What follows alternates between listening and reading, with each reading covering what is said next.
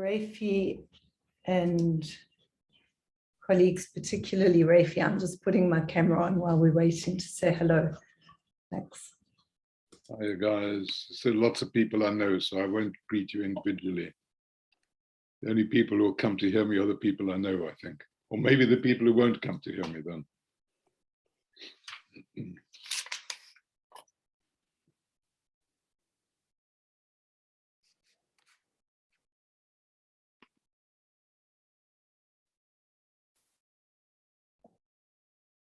Ereika and Rajesh, what I'm not going to do is to look at the comments.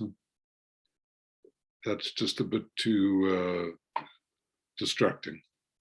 We will do that. We will do that, and we will pass all the comments over to Ereika.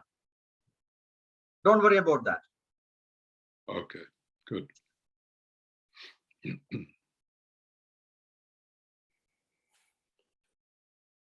So I think we can start, Ereika.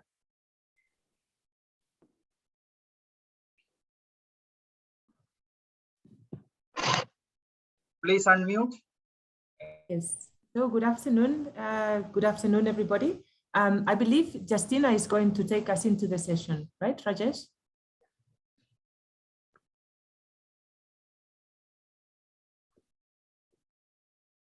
Rajesh, you're muted.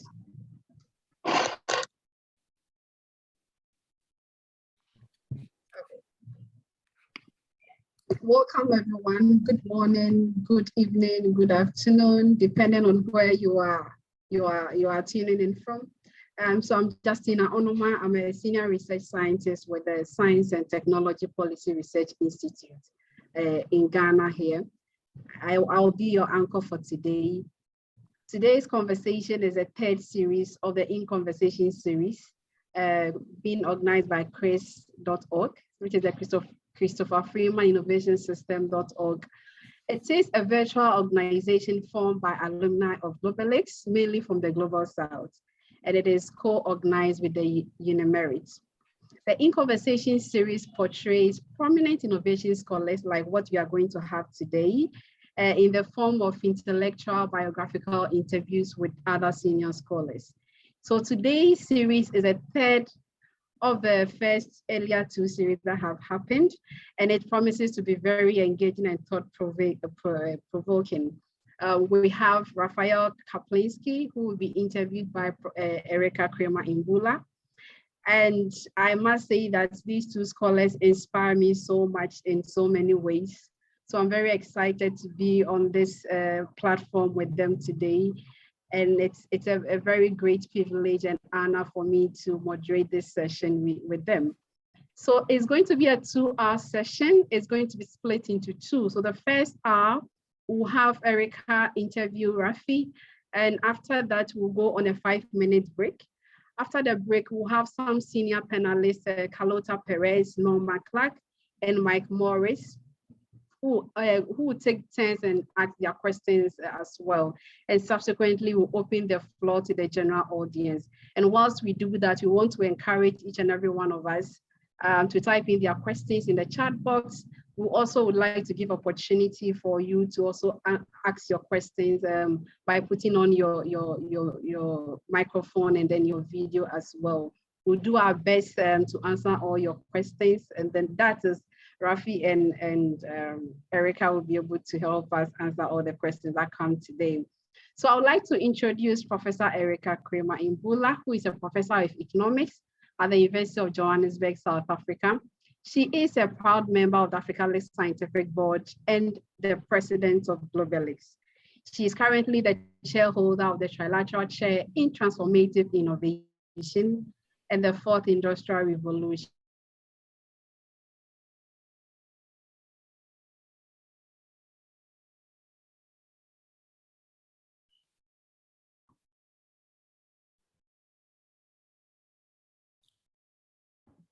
I believe the connection from Justina has stopped.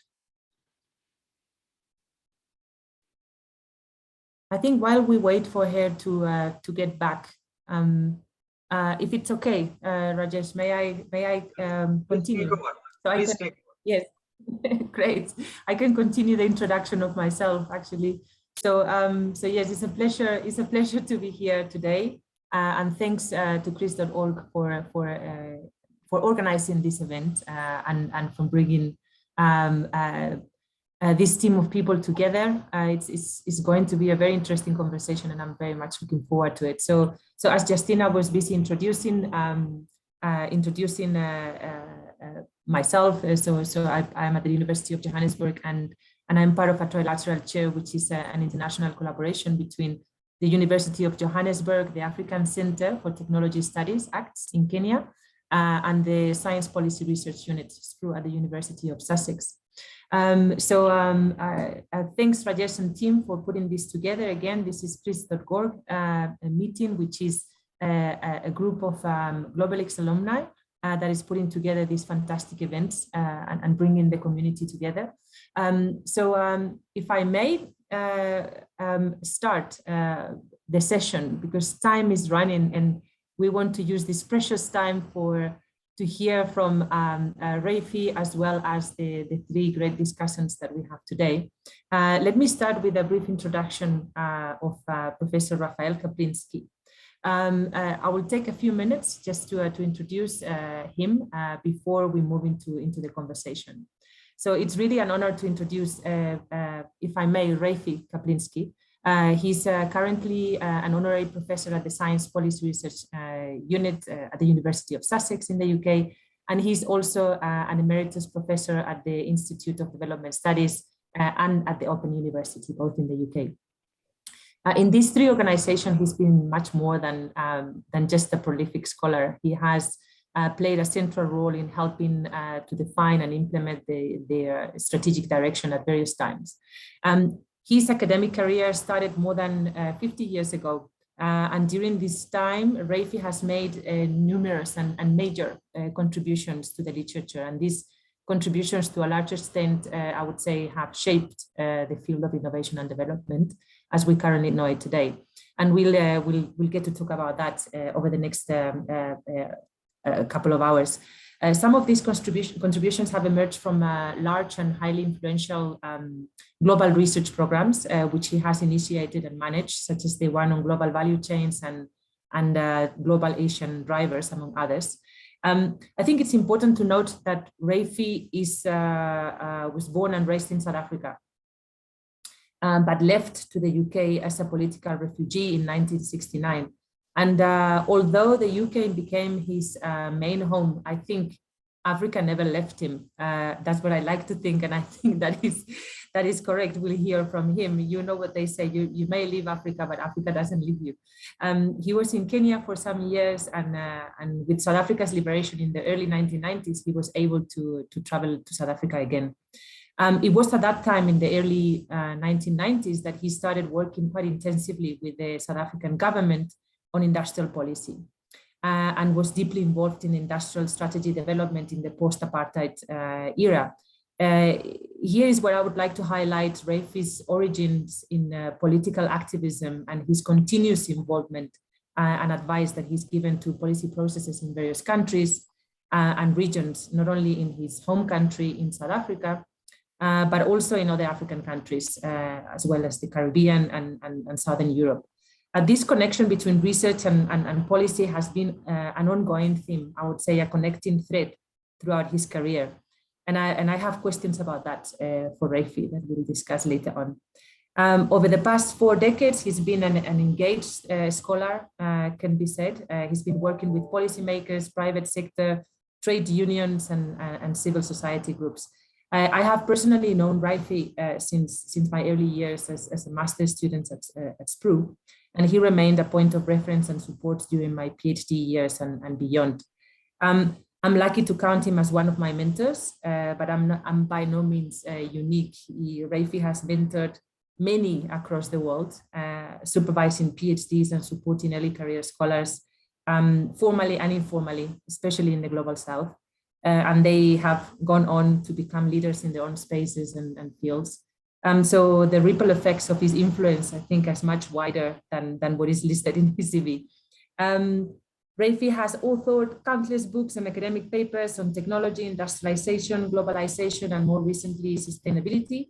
And in terms of his academic contributions, well, I'm not going to try and summarize his academic contributions in this introduction, but I think it's better to hear from Raphie himself. So let's move on to the questions. Hi, Raphie. Hi, Ereika. Before we move on to questions, we all operate in a community, and a lot of the things that are under my name and appear to be Kaplinski or Raphie are really things which we've all done and we work together. So you referred to me as being a mentor to young people. I'm sure I've learned as much from young people as they've learned from me. So this is a collectivity, and I hope during the course of this conversation, the extent of cooperation and of joint production of knowledge, and also the joint action to try and change the world, will become increasingly apparent. But thanks for your introduction.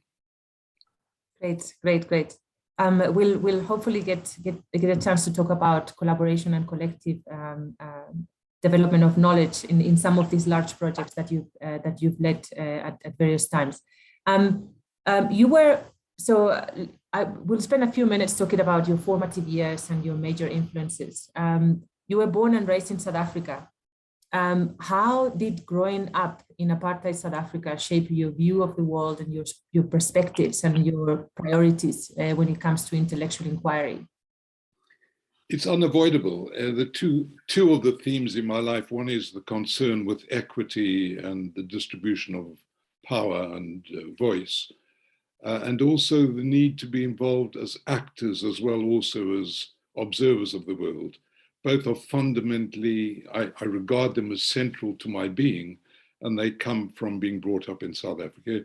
In those days, I mean, there were of course many white South Africans who supported the regime, but if you had any soul at all, you had to be driven by those two elements. So I would say there's an absolute continuity between what happened in my life as a child and what happened in my parents' lives when they were children, and passing through the ages with myself, my ex-students, my colleagues, and of course my children as well. So yes, South Africa, my upbringing in South Africa was absolutely critical. Did you always know that academia and research was going to be the way forward for you? Yes, I'm slightly balking at the words academia and research because I see myself as an activist as well. But I never thought in other directions. It felt a bit like being in an escalator. It just followed one step followed on another. Okay.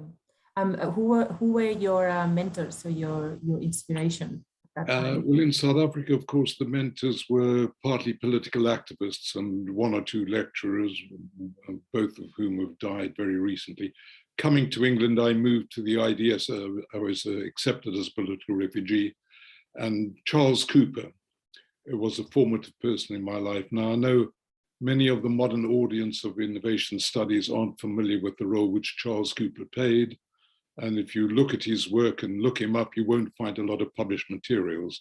But he played an absolutely central role in my life, as well also as in the development of our field. So Charles Cooper was important. Chris Feeman, of course, was critical. My first job was at Sprue. And then I also want to highlight the role played by Robin Murray, who was at the IDS and also became a very influential thinker and activist in the modern day world. So if you were asking for mentors, I would go for, in that order, chronologically, Charles, Chris, Robin, and recently, and I see her sitting in front of me, Carlotta, my dear friend. So those four people have made a big impact on my life. Would you mind telling us a little bit about how each of these individuals and what key ideas did you take from these inspiration sources? I entered innovation studies in the early 1970s when it wasn't really a field. And I entered innovation studies in developing countries, which was even more neglected. So in those days, the developing world was heavily dependent upon the rich countries. It was said that 98% of the world's research and development occurred in the rich countries, and that the developing countries were essentially dependent on technology transferred from the rich countries. That technology was said to be inappropriate because it was developed in a context of high wages, cheap access to capital, good infrastructure. And so the concern was there the possibility in developing countries of choosing technologies which were more appropriate? And the assertion in economic theory was that they just didn't exist. All the technology being developed in the world was technology coming from the rich countries, and that developing countries had no option but to use that technology. Now, Charles Cooper, the ILO World Employment Program, Francis Stewart and others challenged that assertion. Was it in fact the case that there was no choice of technology? So during the early 70s, an awful lot of the discussion in the innovation studies literature was very empirically based. What was the extent of choice? Martin Bell and myself and others worked on the tin canning industry, glass bottles industry, just trying to explore the idea that there was more technology choice available than appeared to be the case. A second part of that story was, since the developing world was dependent on technology from rich countries, they would pay excessive prices for the technology. So the costs of technology transfer was a second important dimension. So if you were asking, since this community I'm talking to at the moment is predominant in innovation community, the 1970s innovation studies in development was essentially around these two issues: the extent and range of choice of technology and the costs of technology, and how to minimize the costs of developing countries being dependent on technology imported from the rich countries. So that's the 70s. You want to go to the 80s? Of course, Chris Freeman steps onto the stage. And Chris, as many of you know, was predominantly an analyst of what was happening in the rich countries. He had an abiding interest in development. And I believe it was in 1979, there was a program on British television called Now the Chips Are Down. And it was really about the impact, potential impact of electronics on the world. And Chris's role, for me at any rate in the 1980s, was to draw to my attention the fact that we were beginning to experience a major technological revolution of historical importance. And that move from the micro level studies of the 1970s to trying to see the big picture, opened up by Chris Freeman and explored by his group at SPRU, and most productively recently by Carlotta, has been a theme which has carried through and frames the way I think about the innovation story, if that's really what the story of development is about.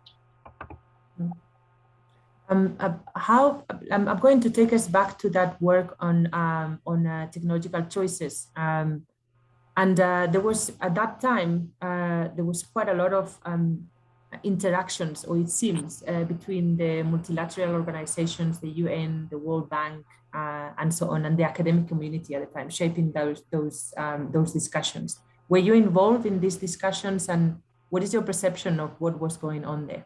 Yes, so in the early 1970s, when I was working at the IDS and SPRU, the big development innovation technology debate was about unemployment. And there were a series of very influential employment missions, originally in Colombia, then in Sri Lanka, which I was one, then in Kenya, then in a few other countries. And I would say that the international organization of significance was significantly the International Labour Organization, working together with IDS, SPRU, Chris Freeman a little bit, Charles centrally, Francis Stewart, and Hans Singer and Richard Jolly. So the debate then was essentially the international institution debate was the implications of capital-intensive technologies, of labor displacing technologies, and what that had to say about the mass unemployment in developing countries. So the ILO, the World Bank didn't enter the story for many decades. The UN, UNDP had some role earlier on as an implementing agency, as did UNIDO, but essentially the story was ILO and UNCTAD. UNCTAD being very concerned with the costs of technology transfer, ILO being very concerned about the choice of technology and employment and income distribution. You mentioned earlier that at that time there was a big concentration of technology and technological capabilities in high-income countries. I think you mentioned something like 97% of R&D was. The landscape started changing quite rapidly, and then the global south started developing technological capabilities, domestic technological capabilities, and there was a whole literature around capabilities that was linked to that at that time. The work of Sanjay Lal and others becomes very visible at that point. How does your work connect to the work of other contemporary scholars? Yes, was there a consensus? Were there complementarities in the approaches? How did you situate your work within that?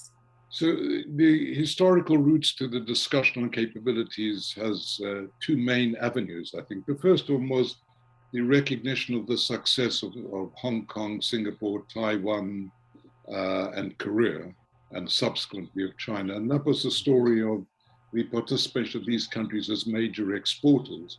And it very evidently being the case. I remember when they first entered the world market, Brian Van Arcady and Jerry Heliner started working on those issues. And rather disparagingly, Brian Van Arcady dismissed the Taiwanese story as being the export of women's hair. One of the major exports of Taiwan in the early year was for wigs in the rich countries. And so the first reaction, particularly of those people on the left, was to dismiss this as a figment of economic orthodoxy. But I think the growing success of these countries made it quite evident that something has been happening in these countries. The World Bank and the Washington Consensus saw it all as being a response to the dominance of market forces and neglected the many decades of import substitute industrialization. They were very dismissive of inward-oriented industrialization. But of course, outward-oriented industrialization would never have occurred without that. So that's one avenue of recognition of capabilities. The other one, Ereika, where you were involved, Martin Bell played a key role, and of course, Sanjay Lal was a critical part of that story. And subsequently, people like Bengt Torkel Lundvall and others began to document the growth of capabilities in developing countries. I think your research was on that. That's right, Ereika, you worked with Sanjay Lal on that, which was working at the micro level just to see the extent to which capabilities were being built up in developing countries. And it surfaces now, if I can, I don't want to throw statistics at this audience, but if you think of capabilities being reflected in capital goods production, that is equipment and machinery, if you look at the share of Africa, Latin America, and much of Asia's imports of machinery and equipment, and ask the question, where does it come from? In the year 2000, the answer was virtually nothing came from China. By 2015, a third of all of the imports of capital goods in these continents came from China. So there's been a massive, massive growth of capabilities in developing countries. And I'm sure we'll get to that later. I think that has considerable significance to how developing countries might develop in the future using technology coming from other developing countries rather than solely from the rich world. Do you think the whole discussion around technology choices, appropriate technologies, technological capabilities has evolved as quickly as the reality in developing countries? Or do you think we are still using kind of outdated frames for a very fast moving new reality?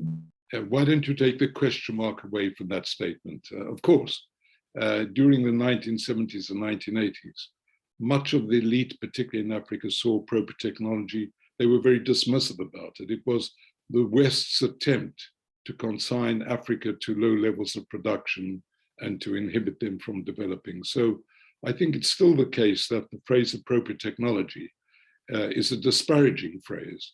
And most people will turn their noses up and say, appropriate technology is really rubbish. Depends what you mean, but I have absolutely no doubt that there are now different, much wider choice of technology available, and they provide much more scope for different trajectories of development. And that's not just an issue for the developing countries, it's also an issue in the rich countries as well. We don't have to only go one technological route. There are many alternatives, and we can shape those alternatives. Okay, I'm going to move to another area, related area of work, where you have produced a lot of knowledge. It's your work related to globalization dynamics, which sort of spans in different ways. And but here I would like to ask you about two areas of work that you've led. One of them is your work around global value chains, and the other one is the dynamics of Asia, in particularly China, and its role in the world economy.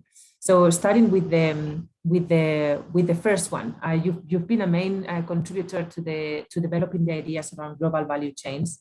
It is a widely used and very powerful analytical tool to look at the world and to understand how production is fragmented across the world, but also the power dynamics governing this change. Can you tell us a little bit about your central contributions in this work, and perhaps link to that question? What is your view about how studies in this area have evolved from the origins until now? Okay, can I take that in 4 bites, Ereika? And I'll try to have a gap in between them, because otherwise it will just be a monologue. The scales, if there were any scales, were pulled away from my eyes in the late 1980s when I was working in the Dominican Republic. I was responsible for leading a series of teams looking at industrial and technology policy in the Dominican Republic. And they saw their route to the future as export processing zones.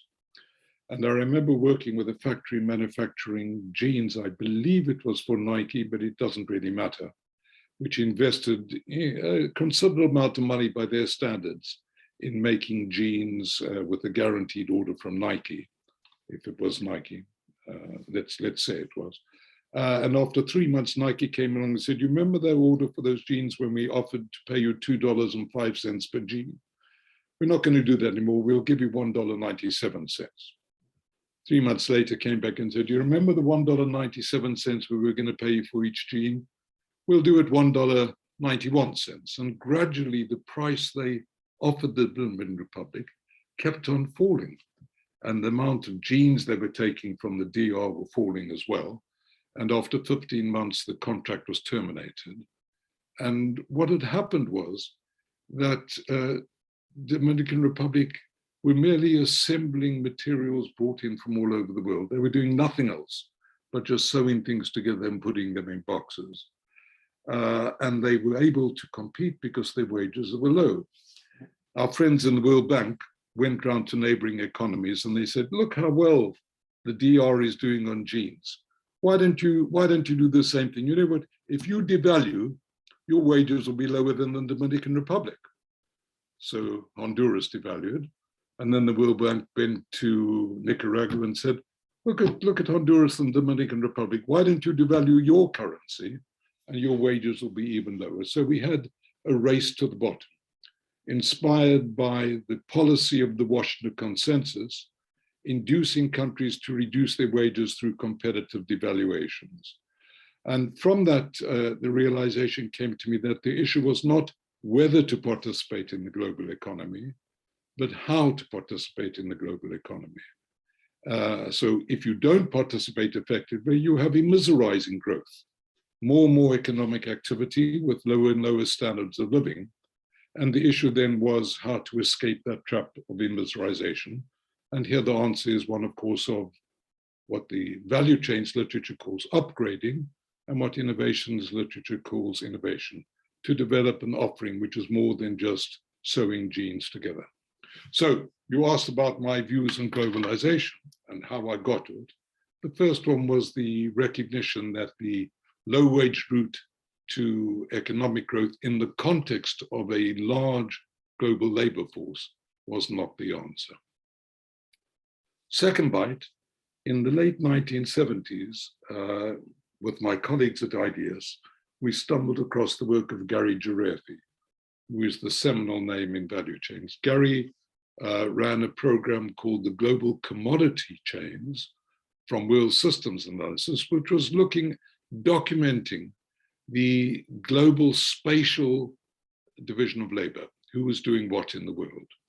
And when we got together, the IDS group and the Gary's group, we shifted the debate away from just mapping the geographical location of production and competitiveness to what we called global value chains, which is who gained from global value chain literature.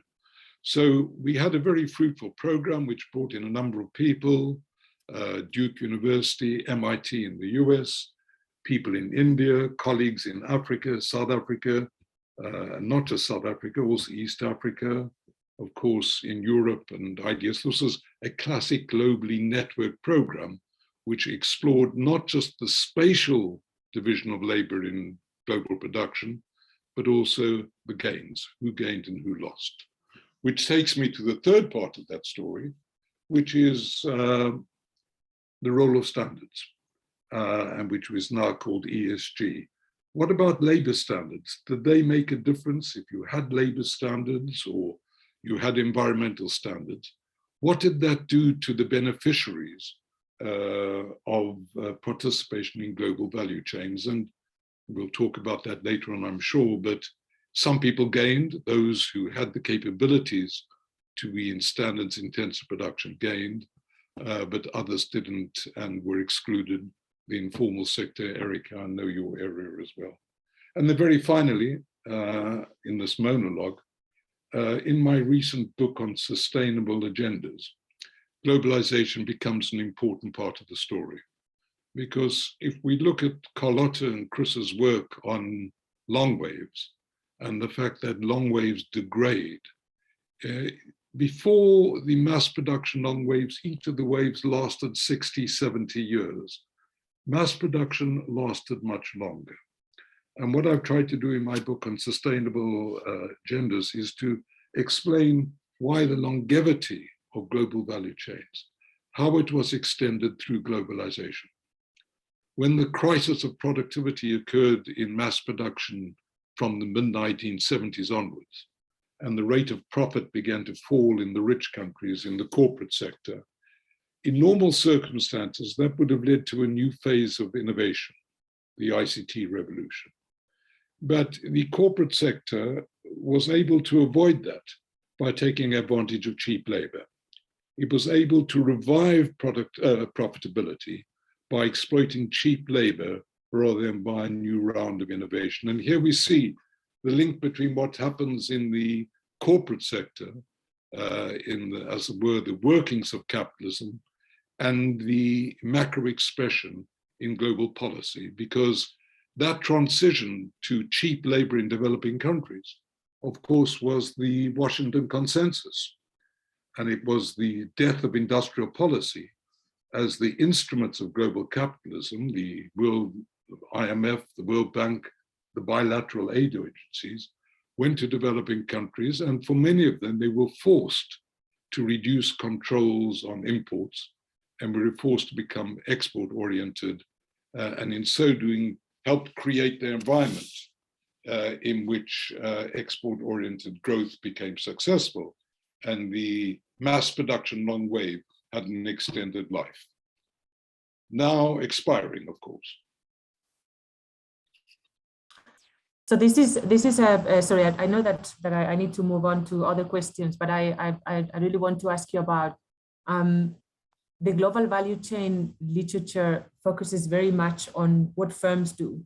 I mean, the studies that have emerged, and it seems like and this is my own interpretation, that the connection between, I mean, what are the implications in terms of innovation policy? What is that relationship between what happens in firms and the corporate sector and governments and the policy sector? And that in that light, what do you think are the main takeouts that the literature, particularly in developing countries, needs to pay attention to derive the right policy approaches to manage global value chains in ways that don't lead to inefficient growth?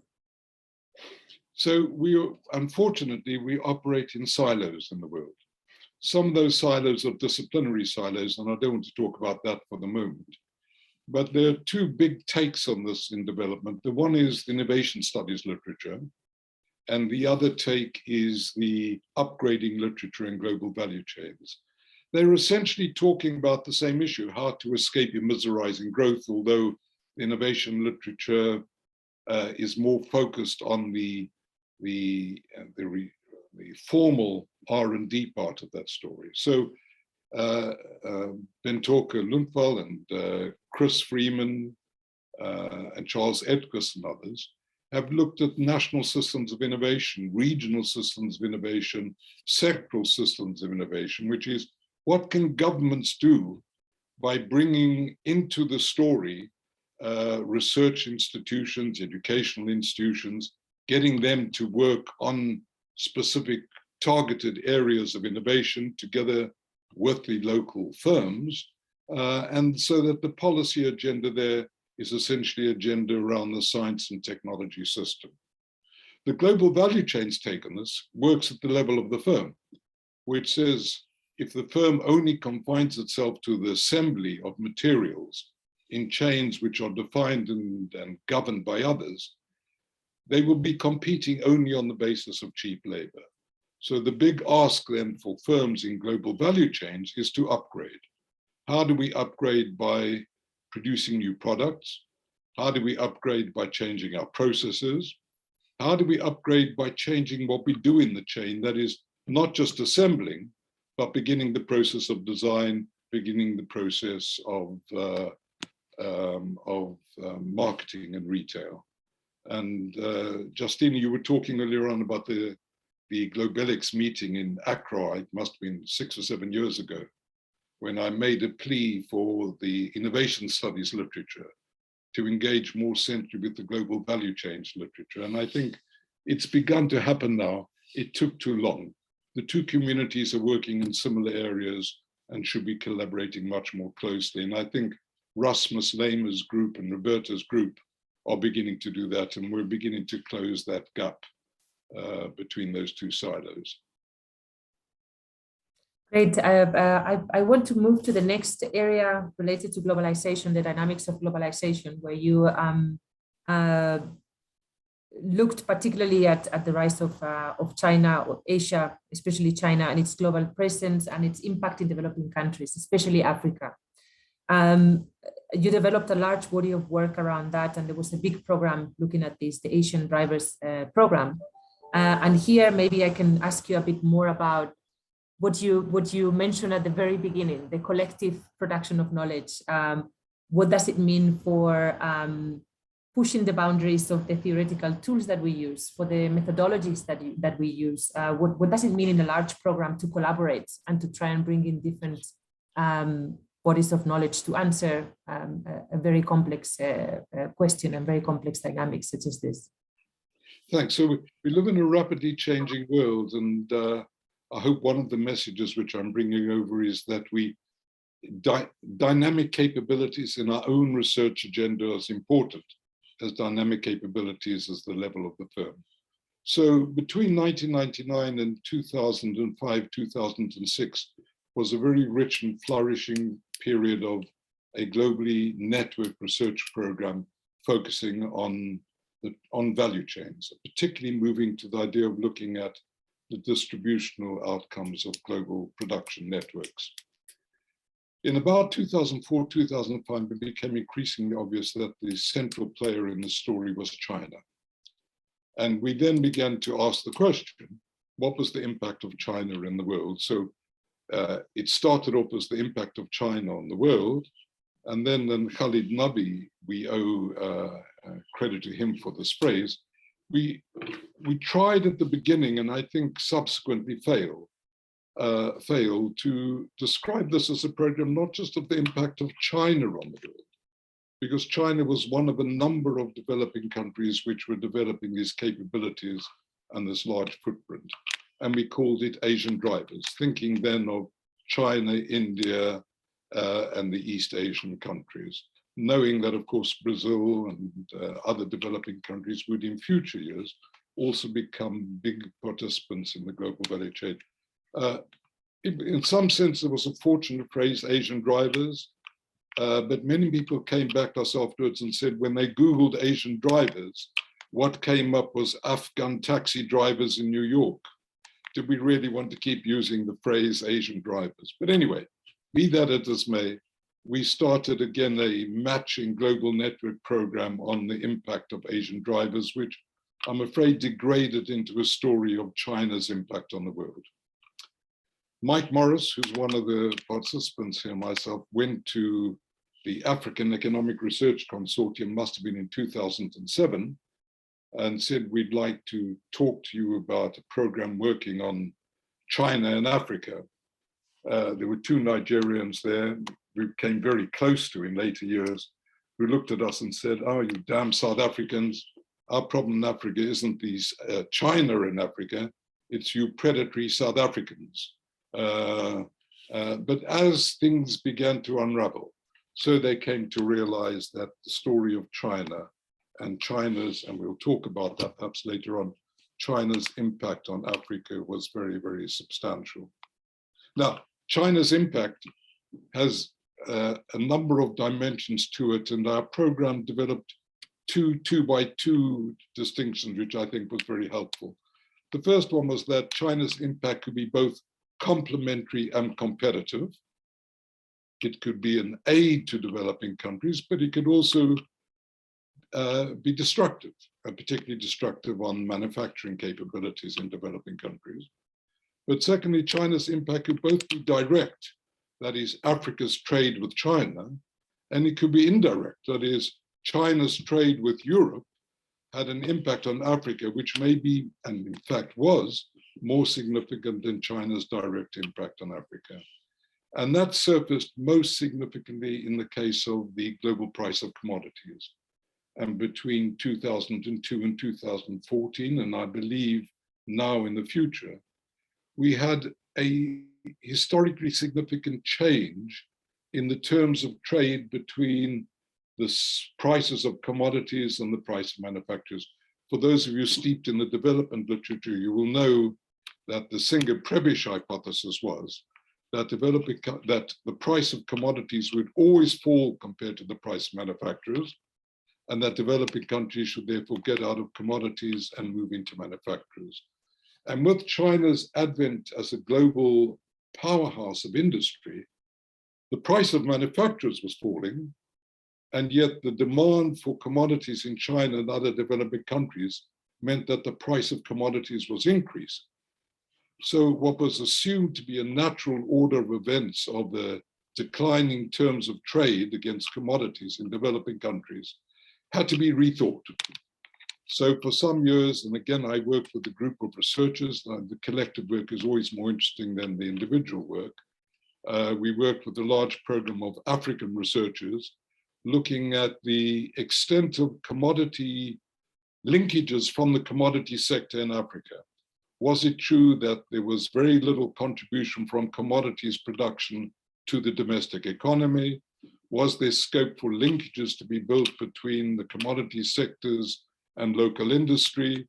And if so, what were the policy implications? And that then became making the most of the commodities program, which not just researched this in 9 or 10 African countries, but as in all these cases, played a leading role in capability building and building skills among a whole cadre of young African researchers who've subsequently become very influential. Can I ask you, Raphie, what if I need to try and get the 2 or 3 key findings from that work that you've done on China and Asia and the impact in the world economy that are still relevant today? If you say these are the 2 or 3 things that we found that are still relevant today, what would that be? Still and increasingly relevant, right? Yes. The first is the erosion of the hegemony of one, of a single way of doing things, which is the Washington Consensus and the domination of the global economy by the US and Western countries. And I think, as we're seeing worked out in the most tragic ways at the moment in Ukraine, the global hegemony of the West, or the northern European countries and the US is being eroded. And I think that's of significant historical importance. The second one, I think, and Ereika, your own work is important in this, is it opens up the possibility of a different trajectory of growth and development. And I think we need to put that together with the collapse of mass production, which Carlotta has done a lot of work on. That really, the old system doesn't work. And the old system was a form of production that didn't work. It had geopolitical expressions, the neoliberal agenda, the Washington Consensus, which don't work as well. So to reduce a complex story, you asked for a limited number of implications. I would say the erosion of the neoliberal free market agenda, the anti-statist agenda, the erosion of the dominance of a single way of doing things, mass production, and the opening up of the possibilities for new trajectories of growth and development. And I want to emphasize not just in the developing countries, because if it's needed anywhere, of course, it's needed at the center of the world economy as well. There's not just one way forward. There are many ways forward, and we have to work at that. They don't happen by accident. Directionality becomes really important, and I'm sure we'll get to that issue as well. Great. I'm looking at time, so, and there are a couple of things that I have a couple of questions that I really want to go through. So let me move to the next one. You've recently focused on sustainability.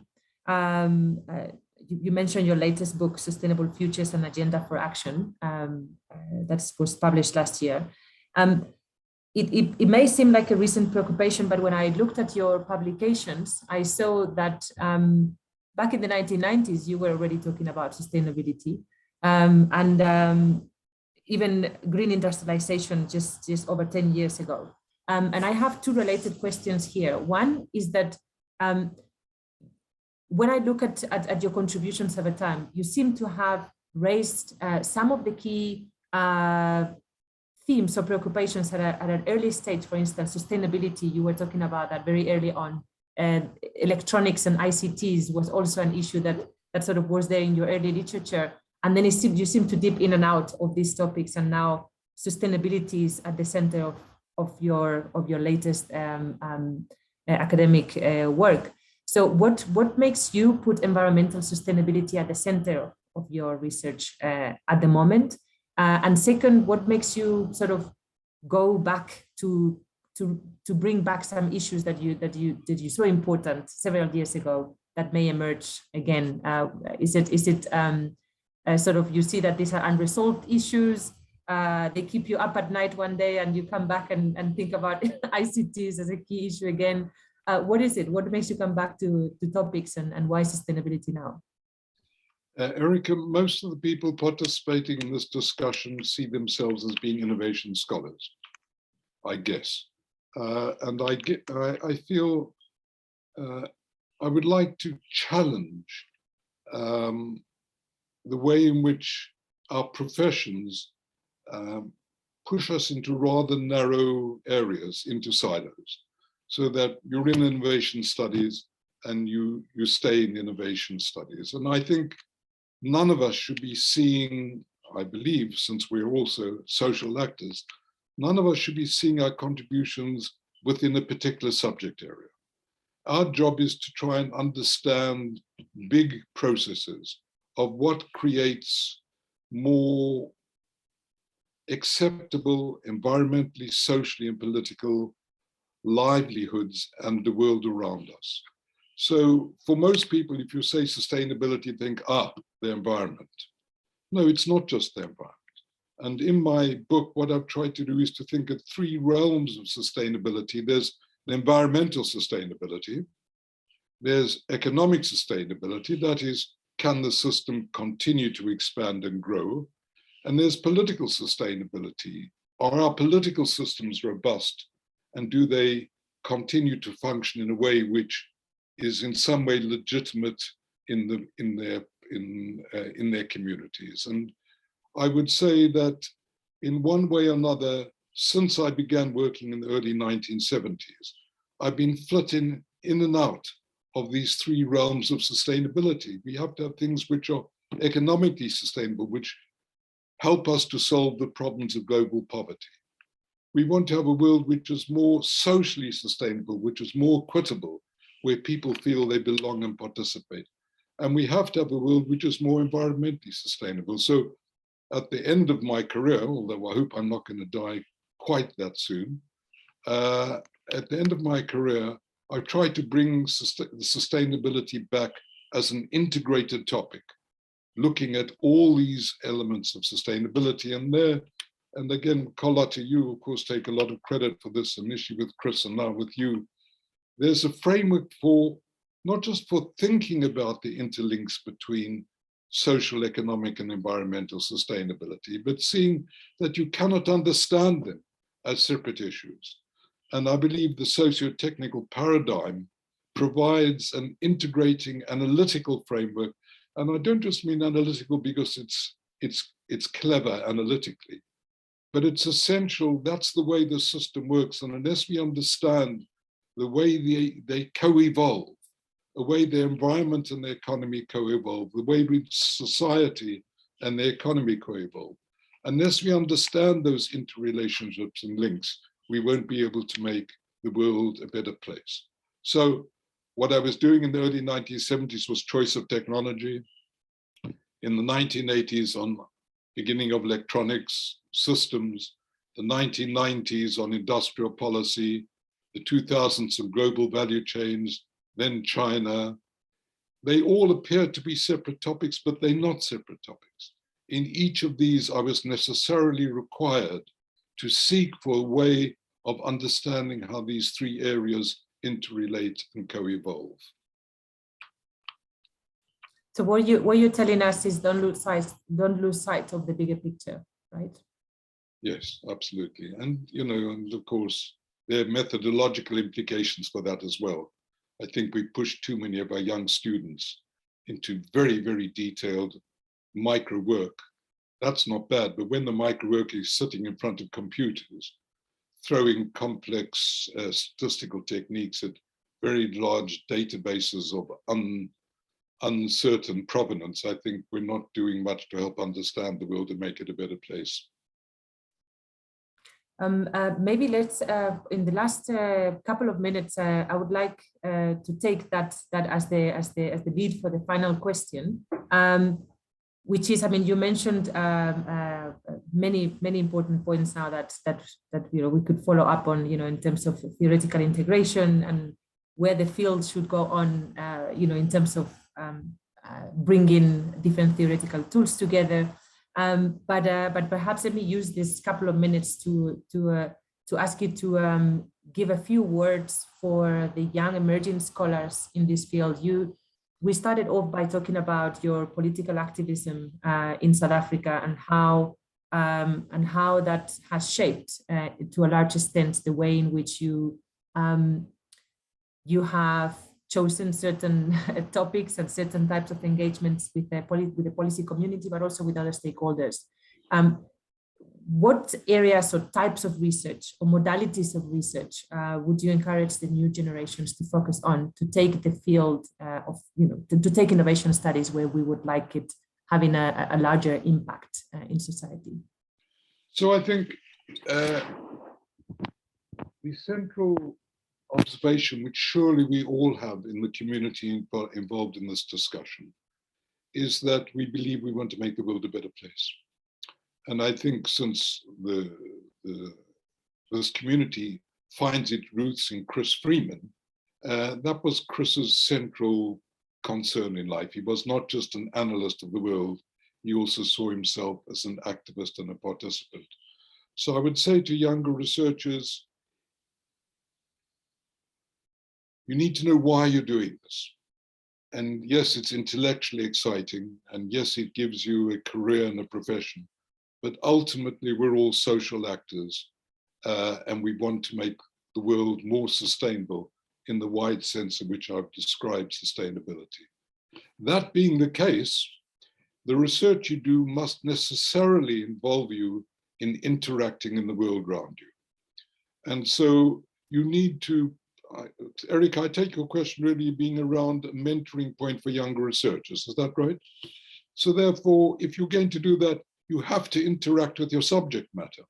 You can only understand what's happening in innovation area or the sustainability area by speaking to the people who are actively involved in working in the world. So that means research must also involve practical research in working with people in the real world.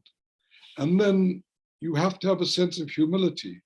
As researchers, we are of course trying to understand what you're doing, and we can provide insights into helping you as civil society actors or as firms or as governments do your jobs more effectively. But actually this is a two-way learning process. And I think my understanding of what industrial policy now has become is a central part of that story. We used to see industrial policy and policy in general as writing very informed, empirically informed documents, usually with glossy covers, lots of figures and graphs inside. If we were really enterprising, we would have the occasional cartoon, but they would be presented to a government and say, here's your industrial strategy.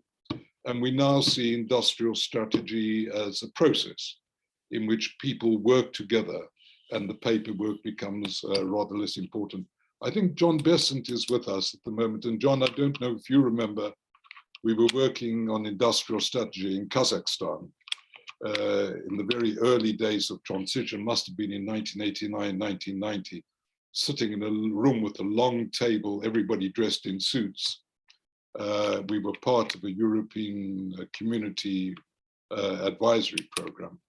And the minister said, welcome, Professor Kaplinsky. We're very keen to have your team to help us write you on our industrial strategy. We're very grateful. I'm sure we will live to thank you for the wonderful input you've made. And it was one of those moments when as an actor, you make a key decision. Am I going to take a risk to try and move things forward, or am I going to not? And I took the risk and I closed my book and I said, thank you very much, Minister. I'm grateful for your generous words, but I'm afraid you've got the wrong people. We're not the right people. We don't write industrial strategies for anybody. And I'm sure there are people who do that in the consulting world, but we're not the right people. If you want to do your industrial strategy and you would like us to help you on your journey, we'd be delighted to join you, but we don't write your industrial strategy for you. And in fact, our intervention in Kazakhstan at the time was the longest lived intervention of foreign advisors between, I would say, 1990 and the late 1990s, early 90 and the late 1990s, because our approach essentially was one of working together and not seeing this as a process expressed in paper and reports, but as a process expressed in a series of actions designed to change the world. Raphie, thanks so much for this conversation. We have reached the o'clock time, so I promise to be diligent with time, and I think I will put the stop to this segment of the conversation now. But I mean, I think it's been extremely enlightening. I think we have tried to summarize about 50 years of academic contributions in about 45 minutes, which is obviously impossible. But I hope it's given a little bit of a flavor of the work that Raphie's done. Despite your humility and despite the fact that you have emphasized that a lot of your work has been done collectively, we are also able to see the magnitude of your own contribution to the field and to mentoring others and pretty much, you know, setting up the key tracks that others have followed in the literature. So I think it's been great talking to you, and I'm looking forward to the second part of this discussion. I'll pass it back to Justina. Thank you very much, Ereika, and thank you for such an engaging discussion. It's really been very interesting, and I know that the next session is equally going to be another level. So we want to go for a 5-minute break, but before we go on a break, I have just 2 quick announcements to make. The first is to remind all of us, especially those who participated in the IS 102 series, to send in their evaluation. I think Chris has sent emails to every one of us who participated in the last series of the lectures. So the Christopher Freeman 102 series, if you know you participated, kindly fill in the evaluation, which is really good for the organizers to track how well they've performed. And our second announcement is also to announce that for the next session of the In Conversation series, the series 4, we are going to have Judith Sooth with Smita Srinivas. And then it's going to be in April. The date is not really confirmed yet. So we would announce it soon. So just keep glued to the Chris network and then you will be informed. Thank you very much. We'll just have a 5-minute break. We'll come back and then the rest of the panelists will take over. And I think Carlota will start and then followed by the rest. Thank you.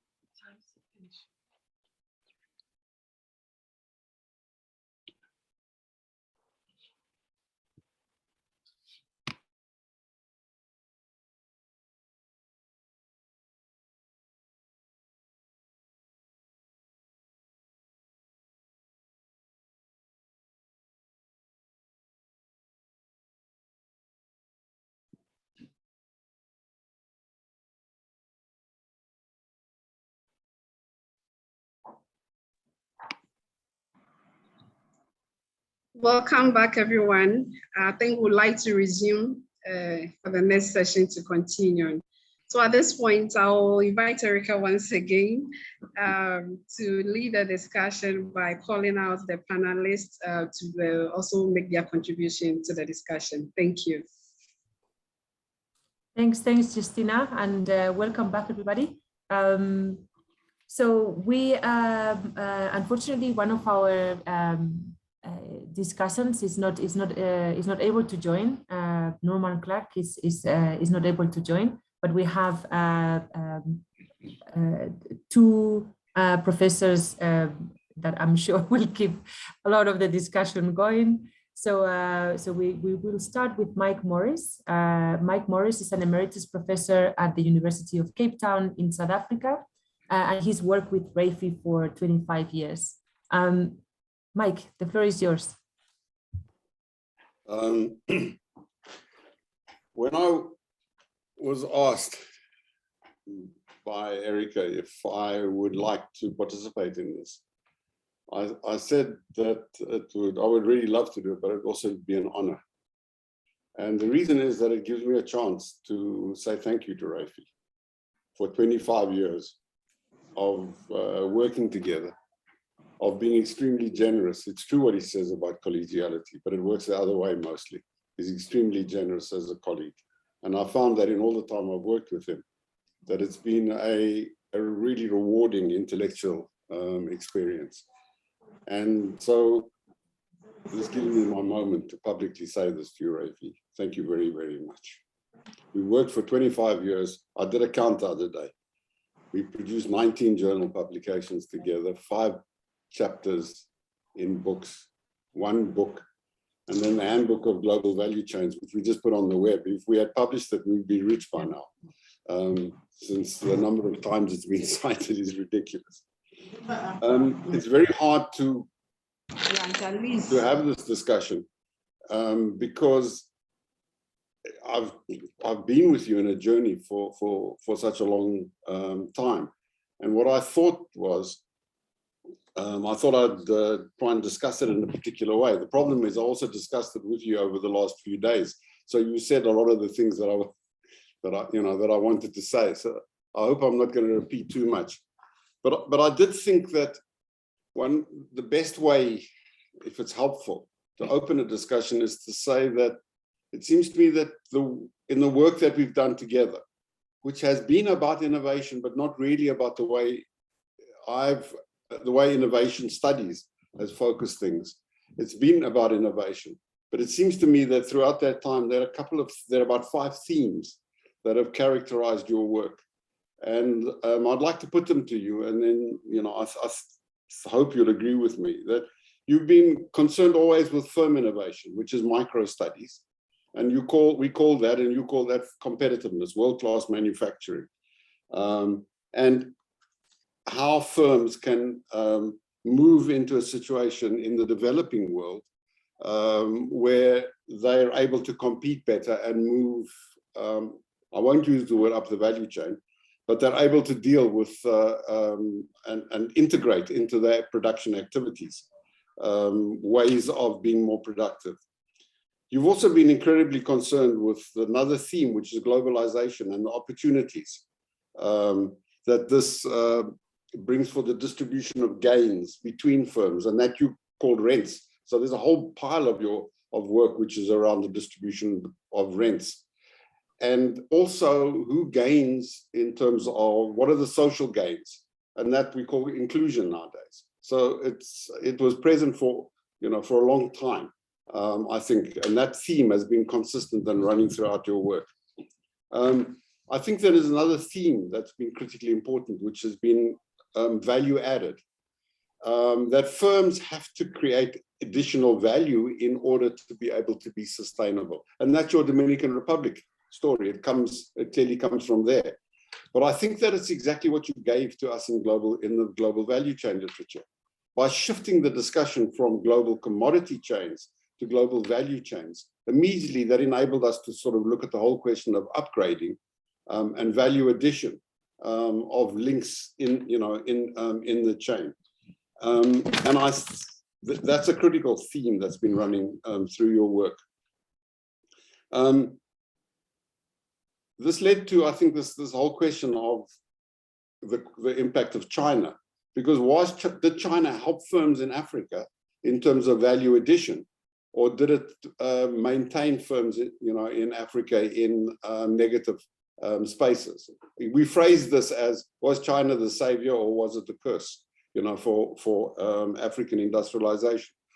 But you took that further and you asked the question about the technological implications of Chinese development, and whether what seemed to us to be cheap technologies were actually much more appropriate and much more helpful. So as always, this issue of this impact of China was done with broad brushstrokes.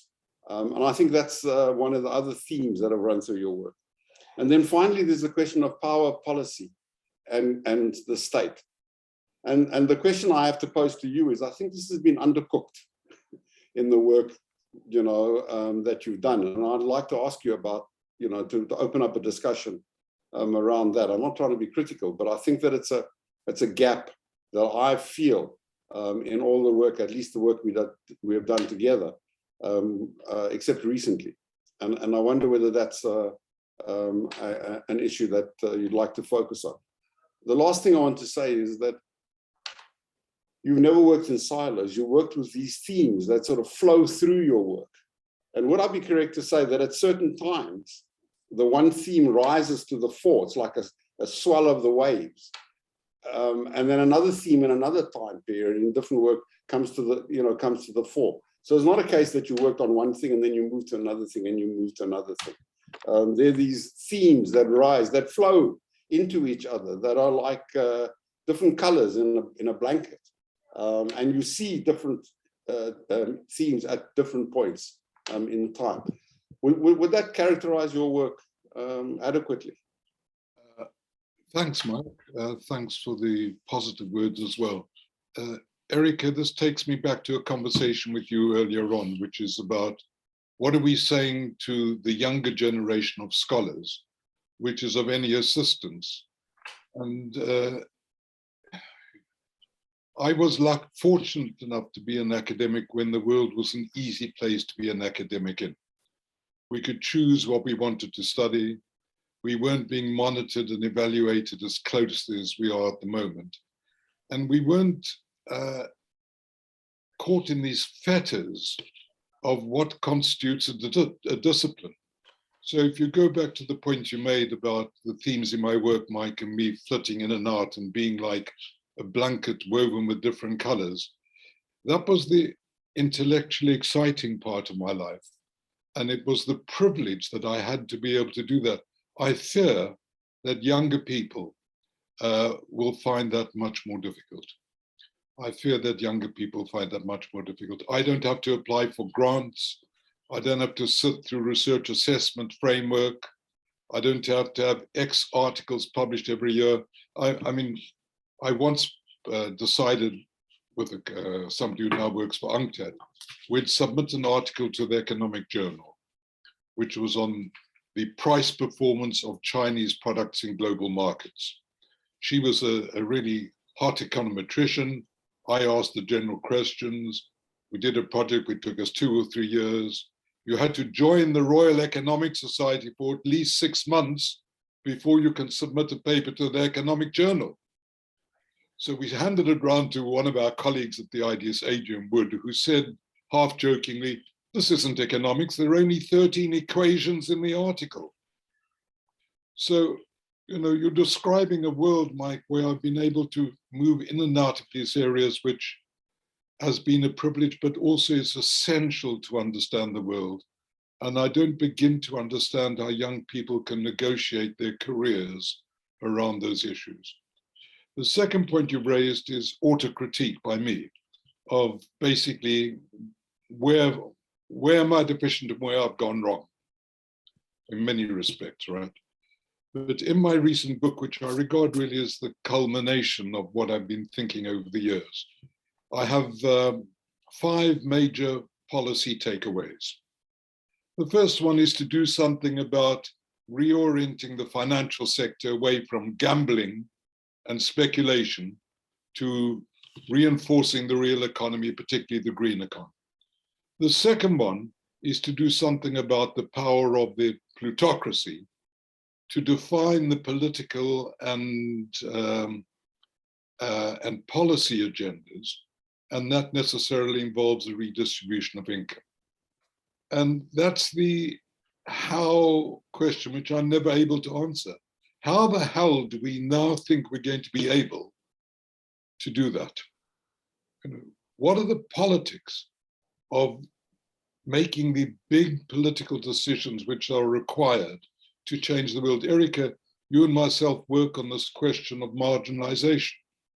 For those who don't know Ereika's numbers, if you look outside of agriculture, in Africa, most of Asia and Latin America, more than 2/3 of the population earn their livelihoods in the informal sector. All of our policy advice, virtually all of our policy advice, is directed to the formal sector, because these are the people who hold the reins of power.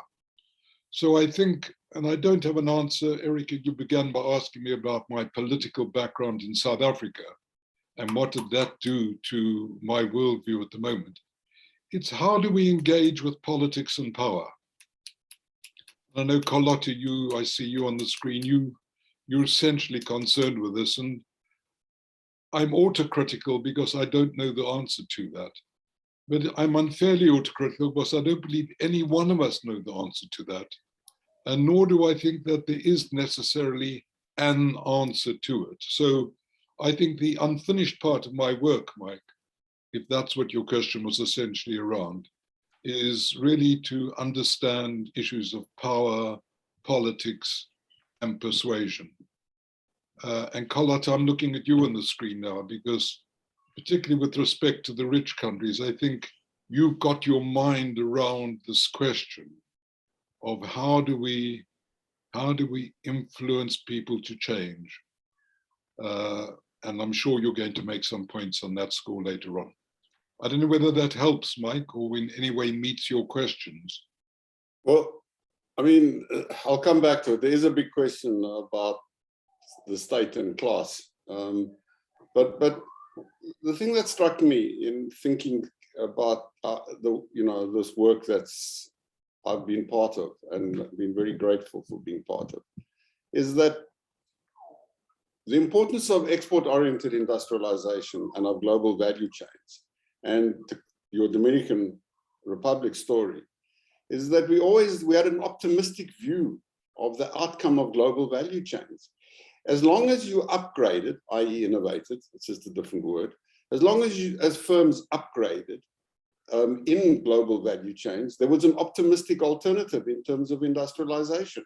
And for the country as a whole, and in terms of income distribution, there was an optimistic alternative. So behind the global value chain story is a world where not everybody, but at least a significant part of the developing world upgrades and industrializes. But that, in terms of the way that you look at it, and I'll leave myself out now for the moment, but that story's changed. I mean, global value chains are fragmented. You may believe, and I'm never sure if you do believe, it's the end of global value chains. I think that it's a shift in the way in which value chains operate. But what does this do now to our opportunity for an optimistic view with regard to industrialization from the perspective of developing countries and from the perspective of Africa? So in short, I'm very skeptical about the sustainability of global value chains as we experienced them after China entered the world economy in the mid-1980s. I just don't think it's going to happen. I think we're moving to a very, very different world. So the question then is, what happens to producers in developing countries who are exporting? And we can talk, I'm sure we'll talk about South-South trade and regional value chains. But again, my attention's now shifting back to Ereika, because the power in the discussion, the work that I did with you, Mike, was really around power in value chains. I now feel the power we're talking about is power of a different order. We're talking about politics.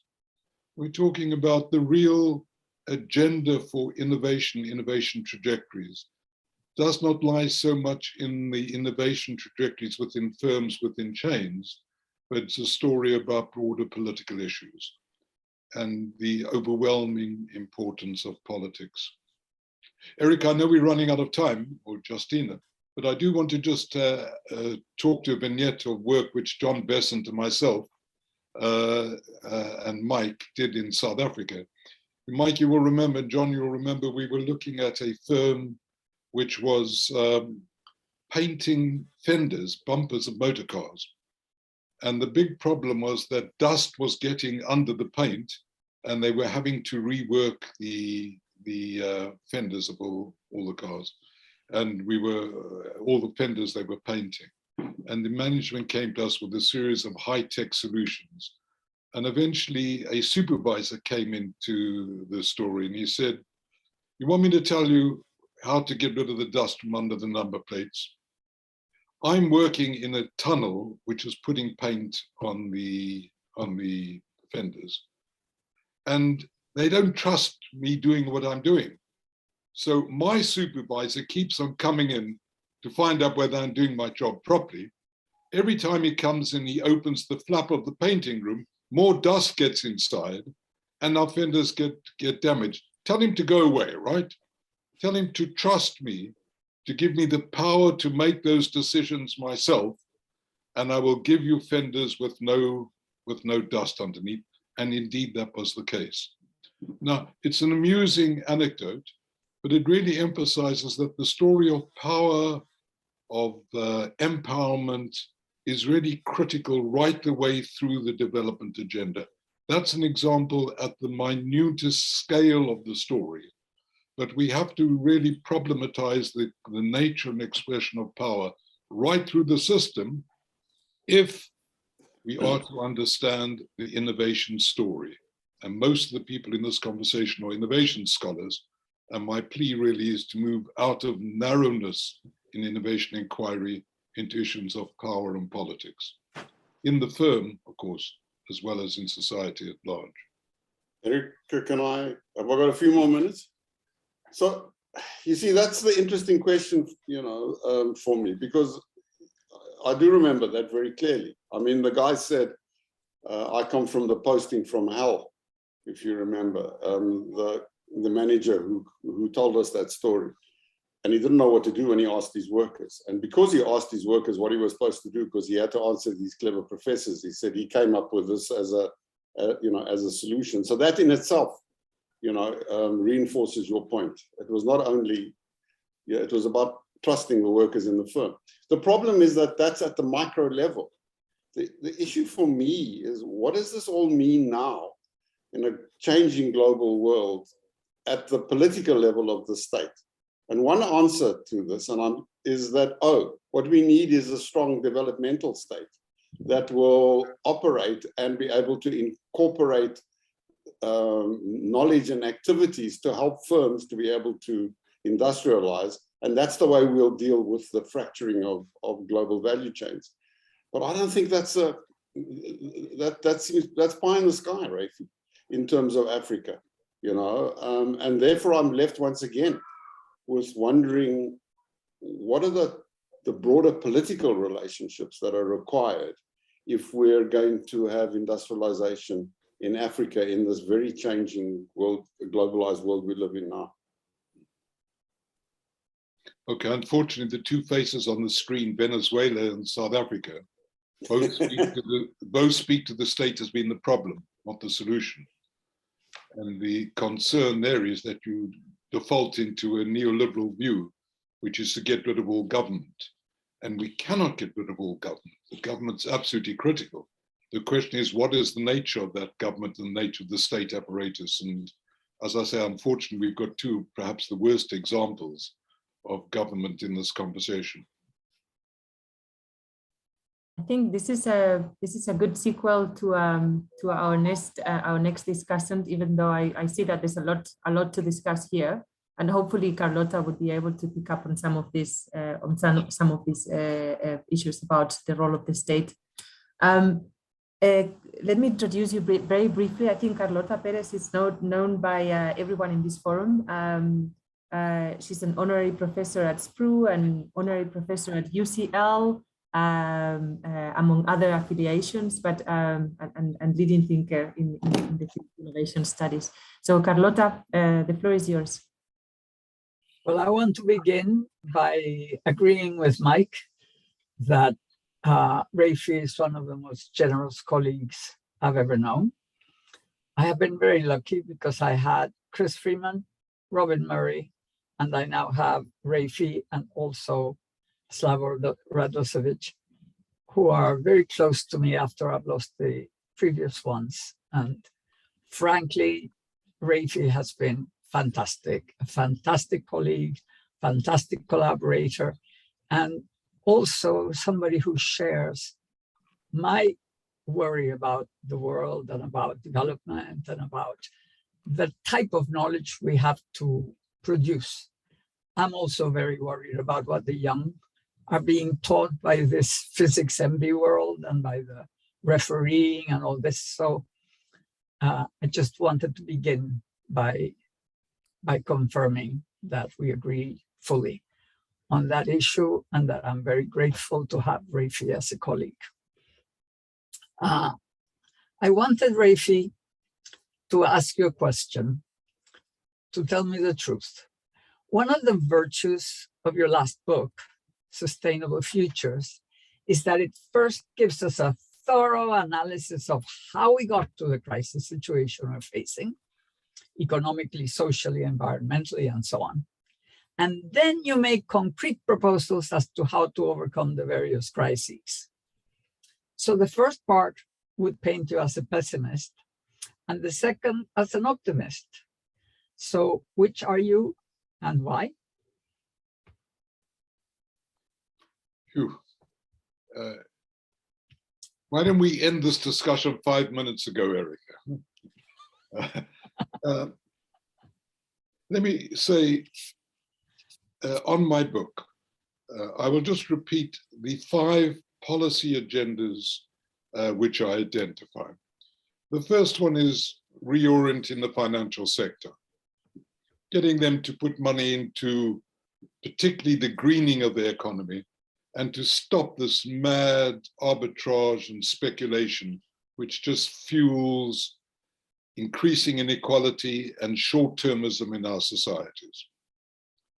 I believe, and in an economic crisis, has the potential to erode the financial basis of some of these people.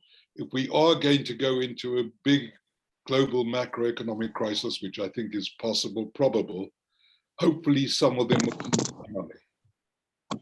The second agenda is to do something, as I've said, about changing the political agenda. The idea that we mustn't give social security to poor people. If we give social security to poor people, it will take away the incentive to work. But you know what? We shouldn't tax the rich people, because if you tax the rich people, it will reduce their incentive to work. So somehow giving money to poor people is bad because it takes away the incentive to work. But giving money to rich people, of course, is good because it makes them work hard. And that is now accepted as common sense and wisdom. And it's a complete nonsense. It's a complete nonsense. And it's an example of the way in which all of our agendas, our social agendas, have been written in a way to justify the continued control of society by the rich.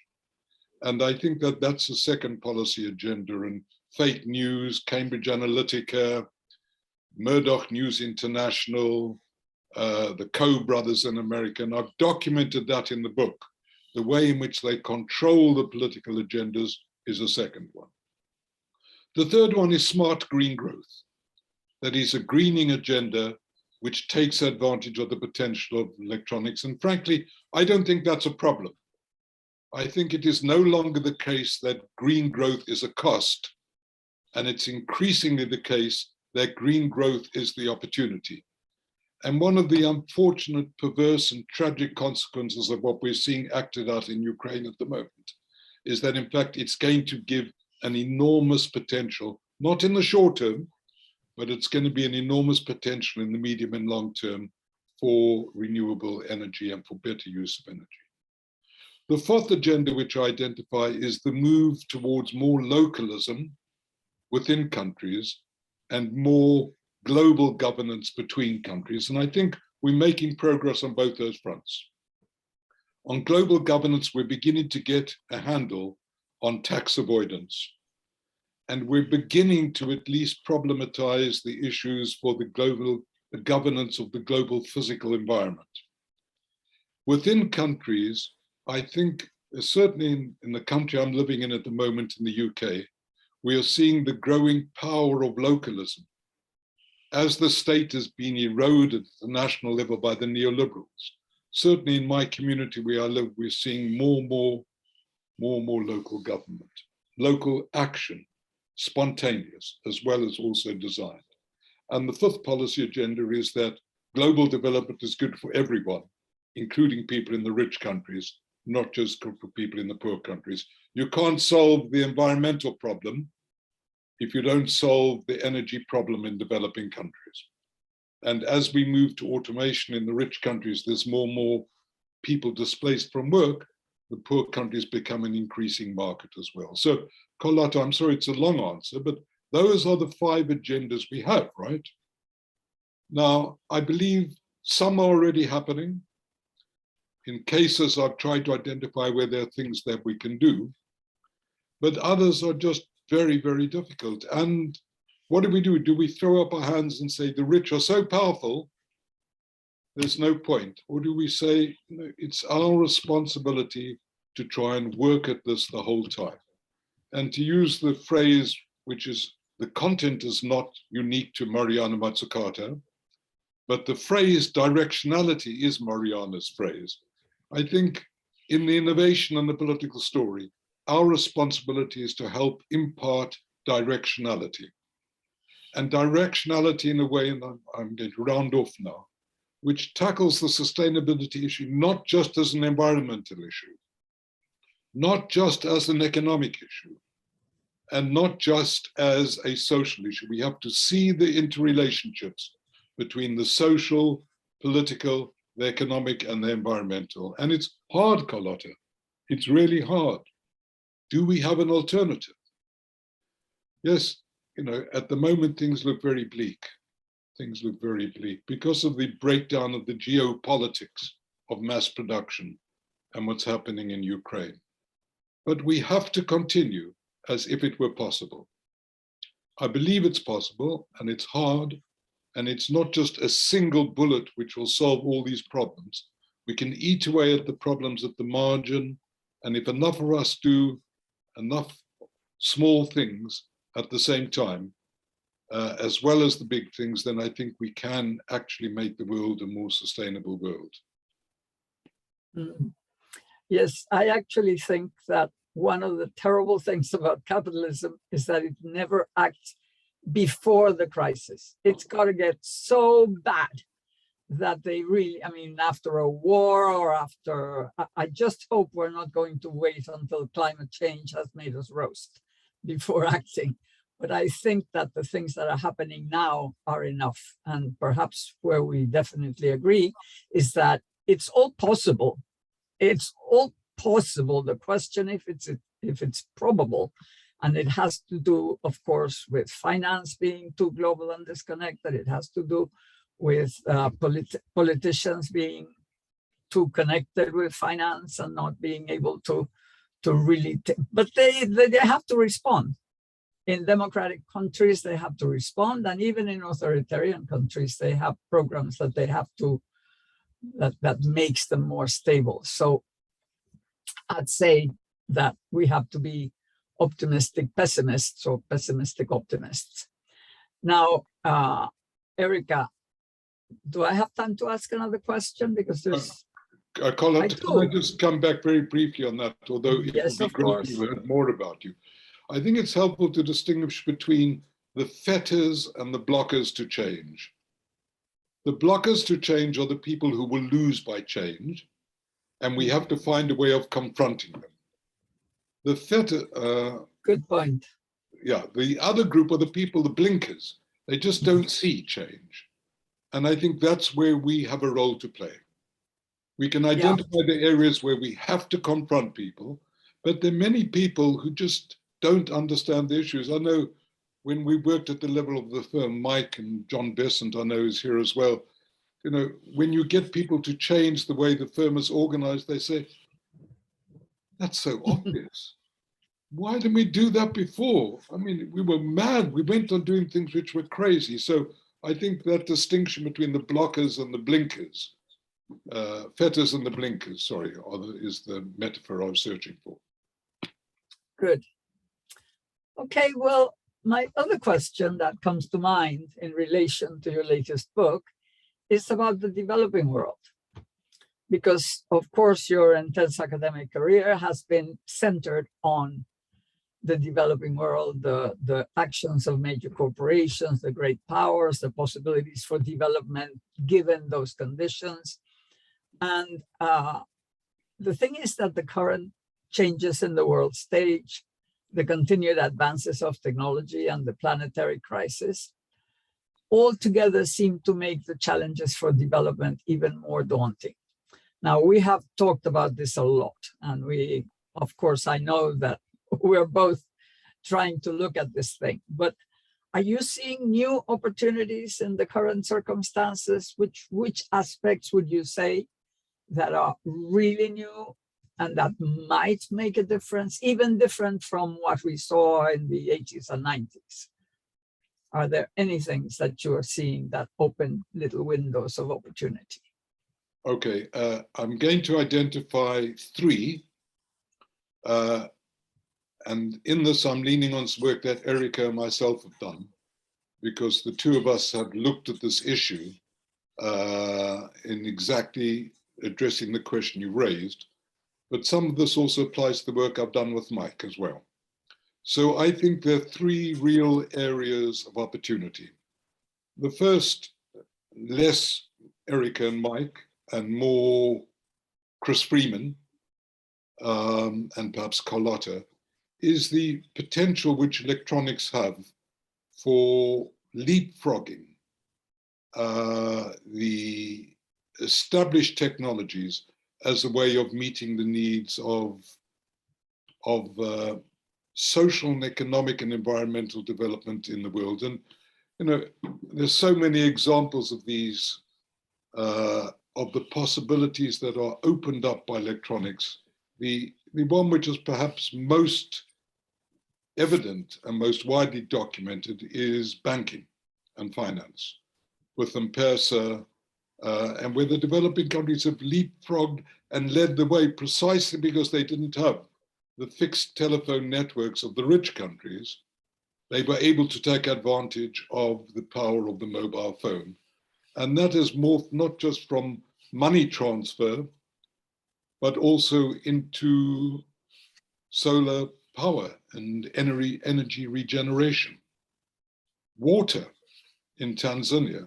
And for me, it seems to me the unexplored potential in the development agenda is with respect to agriculture, where most people earn their livelihoods. And I believe from the most simple and unsophisticated interventions like detailed intelligent weather forecasting, or answering the problems of farmers with respect to a particular type of plant disease where they can use their mobile phones to get advice, all the way through to transformative agriculture, which I'm working with in the UK, which is the use of highly automated farming systems. I think the potential offered by the new technology, ICTs, I call them a heartland technology, transformative technology, by comparison with mass production, really opens up so many possibilities, not just in production, but in healthcare, in virtually every area. So that's a major opportunity. But the truth is, it's been grasped. And with the low-level satellite telephone technologies which are coming out, broadband internet availability is going to be open to virtually everybody everywhere in the world at very low cost. And we haven't begun to dream of the possibilities in the way in which these technologies can be used to enhance life. It has to be said that the same technologies can be used for surveillance and control, weaponry, and the most malign uses. So, the technology itself provides the potential. We have to give directionality to that potential. So that's opportunity number one.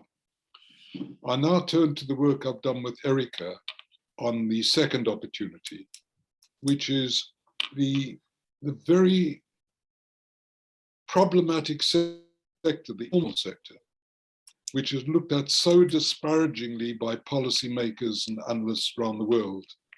In the same way that appropriate technology was dismissed as being the plaything of rich country aid agencies, so the informal sector was always seen as a sector of marginalized, a residual category. People who couldn't earn a living anywhere else were thrown into informalization, lived in slums, died in slums, and had very little productive capability. It just doesn't capture the reality of the informal sector in an increasing number of countries, particularly with respect to increasingly educated younger people. And I know, Ereika, you've done an awful lot of work on this, but I believe in the informal sector lies an enormous entrepreneurial potential. In Africa, which has a very, very large younger population, we talk about is it the generational dividend? What's it called, Ereika? The youth dividend. Well, doesn't matter. The idea that we've got this massive labor force, which is a problem, right? If its needs aren't addressed, it becomes a political problem. But the dynamism, the capabilities, and the knowledge in particular political contexts, and that's the part I want to address, has enormous potential. So give electronics to people in the informal sector, and they will make use of it. There's a paper coming out of the German Development Institute, which is an extraordinary paper, and I'm going to make the numbers up. It's really the way in which informalized, young, educated people in Africa are entering the world service economy in quite extraordinary ways. There's something like, I think it's 15,000 Kenyans are employed in providing term papers and exam papers for students in rich countries. Who would have thought of that, right? People in the informal sector in a developing country writing essays and answers for kids in the rich countries. So that's an example of how this enormous potential exists and how that potential is harnessed. And that takes me back to the last point in the conversation with you, Mike, which is under what political dispensation we're going to be able to take advantage of and harness this fantastic creative potential of an increasingly educated young population. And unfortunately, our policy instruments are all aimed at and designed at the formal sector, the highly professionalized, long-term employed population in the urban areas and positions of power. So again, I don't believe we can address this issue as a technical issue or as an issue in innovation studies on its own. We have to look at the broader political dimensions of that. So that's the second positive one, Carlotta. The third one is South-South trade. I think as the mass production global economy as we know it atrophies and begins to collapse, so the agenda in developing countries moves away from engaging with rich countries, increasingly engaging with poor countries. And here I think there's potential at many, many different levels. But I want to go back to an example I raised earlier on, which is Chinese capital equipment in developing countries. So 3 of my PhD students, all Ghanaians when I was still properly employed, looked at the comparison between Chinese technologies and Western technologies in 3 basic sectors in 3 East African countries. Clothing in Uganda, furniture in Kenya, and rice tilling in Tanzania. In each case, comparing the Chinese technologies with the Western technologies. The results were, in my view, and I don't believe we published it, I don't believe it's been adequately recognized in significance yet. In each case, the Chinese technologies were poor quality, right? They didn't produce as great a product. When you do the clothes and you have check clothes, it's important that the checks on the sleeve and the checks on the arm align so that they appear to be a common pattern. When you use Chinese sewing machines, you can't do that, right? It's very difficult. The clothes don't look the same. The seams may not be as robust. When you're making furniture in Kenya using Chinese machines, the machines may break down more often and they don't work to the same fineness, the same predictability of product as you did in highly automated factories. And when you look at rice tilling in Tanzania, the rice tilling machines break down the whole time. However, in each case, the cost of the Chinese technology and Indian technology was a fraction of the cost of the rich country technology. They were much more labor intensive. The very fact that they broke down, paradoxically, was an advantage. In Tanzania, the Chinese rice milling breaking down very often meant that you had the introduction of local repair shops right through the rural areas in Tanzania, beginning by repairing rice tilling machines, but then doing odd jobs across a range of other sectors. So I believe there's enormous potential in the appropriateness of Southern technology, and therefore not surprising that a third of the imports of capital goods in these three regions of the world now come from China. Add in India, Brazil, perhaps South Africa, perhaps Turkey, and you're talking of close to 40%.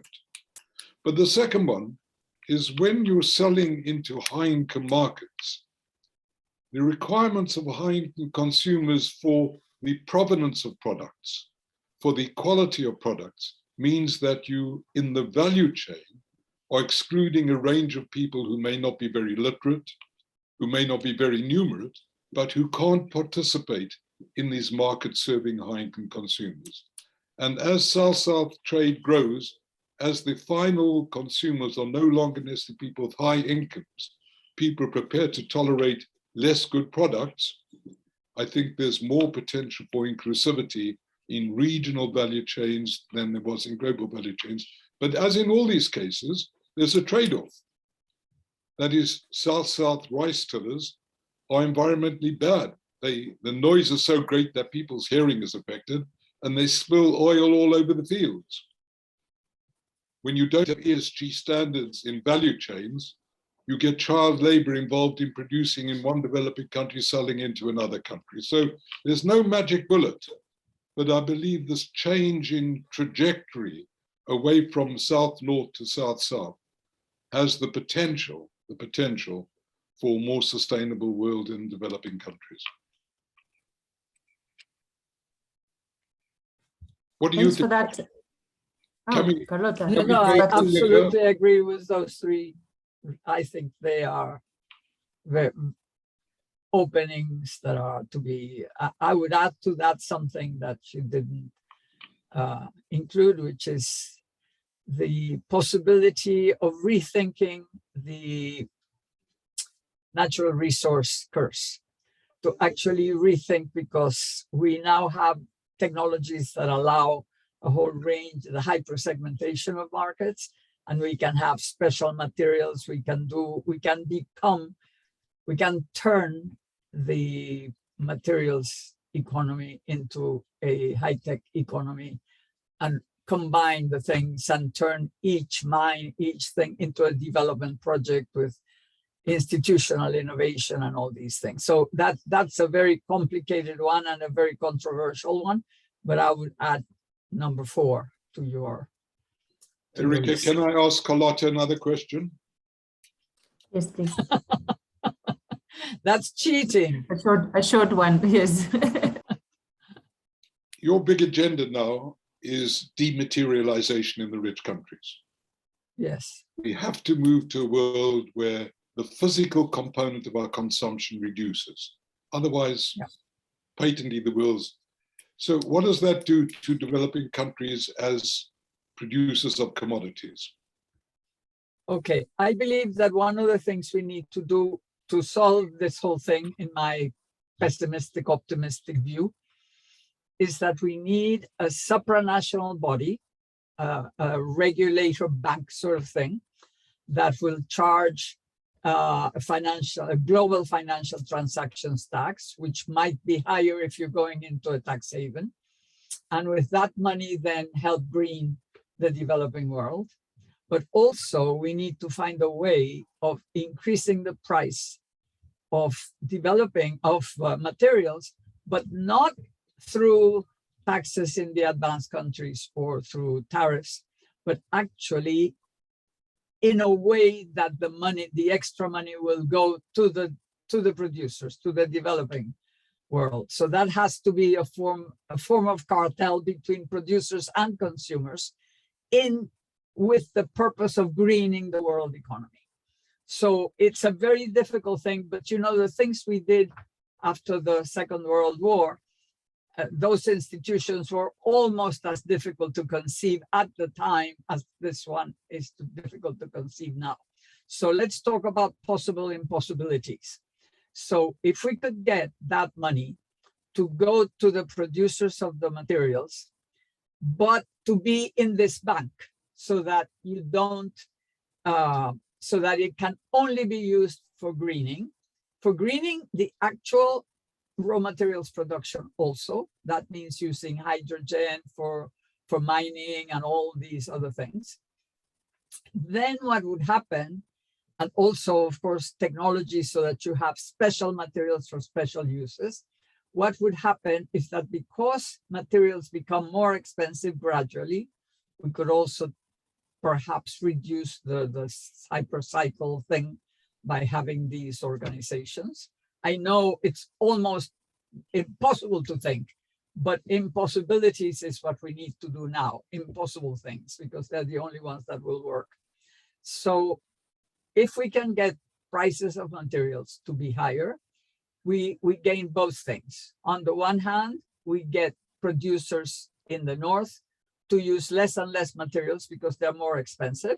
We also need to move a lot of products from products to services. But of course, the whole energy thing, you know that every single one of our wind energy mills, windmills, requires something like 1.5 tons of concrete, because it's huge, it's enormous, and it's very heavy, and the wind is going to move them, so you have to hold it. Well, what do? Concrete is one of the most energy intensive things. So we're doing one thing, and so we have to find a way of turning the incredible amount of materials that are needed to green the economy to be less energy intensive.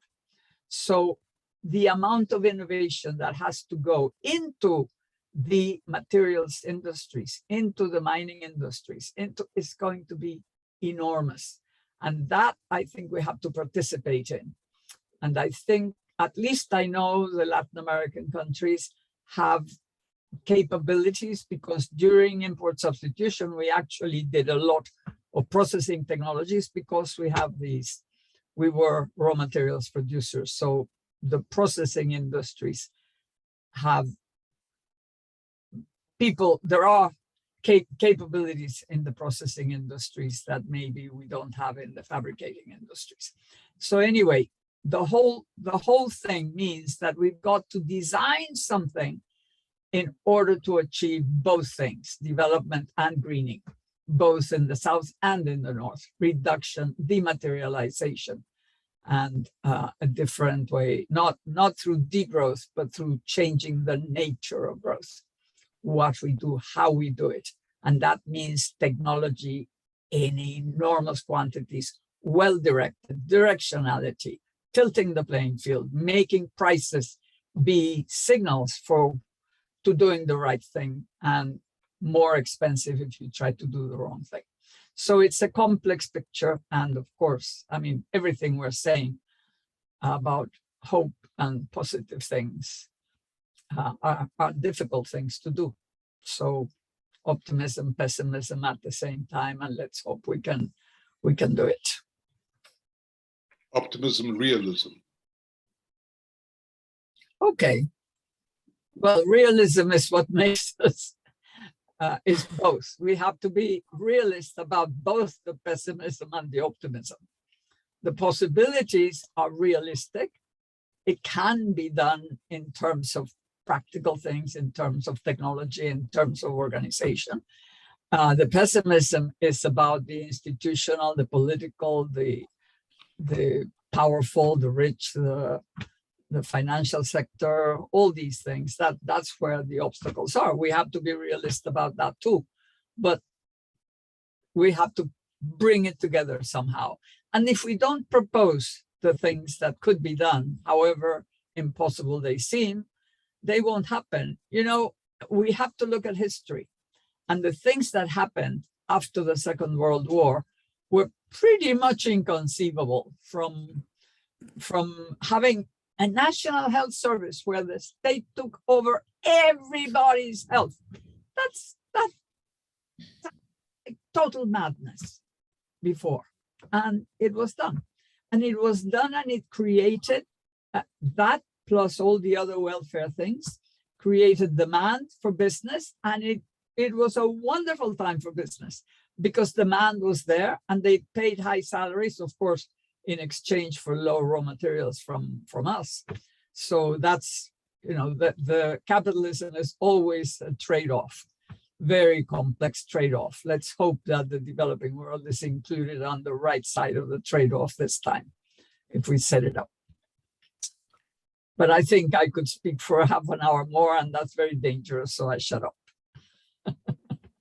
This is a very important topic, and I can see that maybe Chris.org wants to think about organizing something around this, because it really deserves much more time.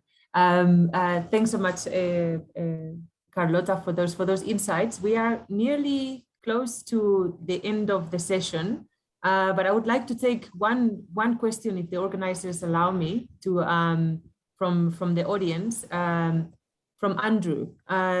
Andrew, and I will write it if that I'll read it if that's okay, Andrew, rather than speaking to it, if it's fine. Raphie, I'm not sure if you can see the chat, but it relates to the earlier discussion around alternatives.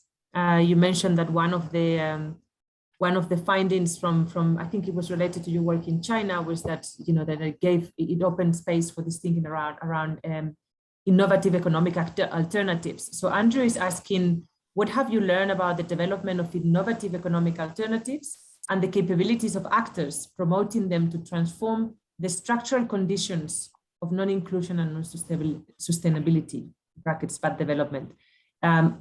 What does it mean in this type of country and territorial context? Sorry, say that again. If you don't mind, what have you learned about the development of innovative economic alternatives and capabilities in the context of developing countries? If you don't mind answering it in 2 minutes, so we don't go too much into the time. When I began, I would have said, what we in the rich countries do to help developing countries do that.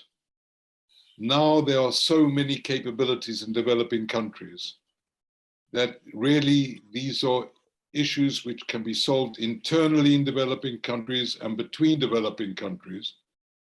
So I think there's enormous potential. But as innovation scholars, we cannot understand that purely as a technical issue. That is the design of the national system of innovation or the design of educational programs. They're all important, but ultimately we go back to the 75% excluded population and how they're to be included and their dynamic potential to be realized. And that essentially is an issue of politics, and I have no answer to that. But I'm sure it's the key issue. Okay, so we are, thanks Raphie, we are 1 minute over, but I think we've had a great discussion. I would like to thank the two discussants, Mike Morris and Carlota Perez, for really nice questions and engagement, and obviously Raphie for a really fantastic conversation. I'll pass it back to Justina to wrap up the session. Can I have 1 minute, please? Oh, please, yes, go ahead. I've been very privileged to have this, and I'm extremely grateful to it. I'm grateful, of course, to Carlotta and Mike, not just for their comments now, but for sharing your time with me over the years. Ereika, you've become a very important colleague to me, and you're a wonderful interlocutor. Justina, thank you. But Rajesh, wherever you are on the screen, without you, none of these things will have happened. And I think I personally, but as a community, we owe you an enormous debt of gratitude for what you've done to revive the innovation studies discipline, particularly in the developing world, and particularly in a way which allows us to work together. So I would like to thank Rajesh particularly for wonderful, wonderful support. Sorry, Ereika.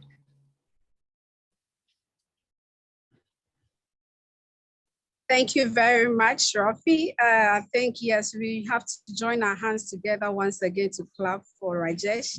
He's doing an amazing job with the organization of this series.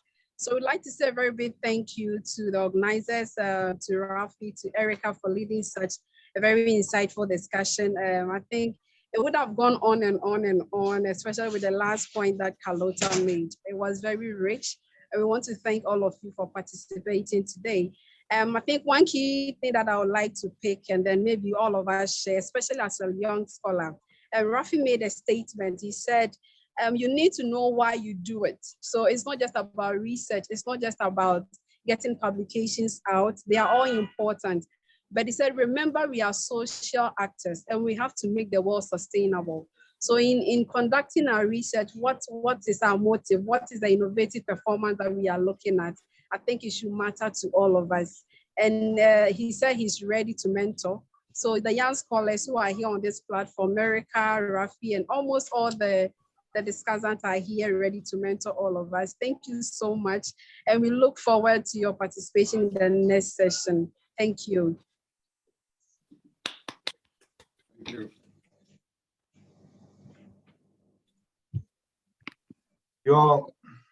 Can all of us switch on the camera so that we can have a picture? Is it possible?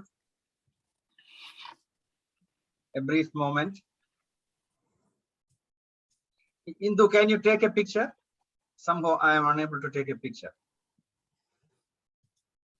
This isn't the best background, but anyway.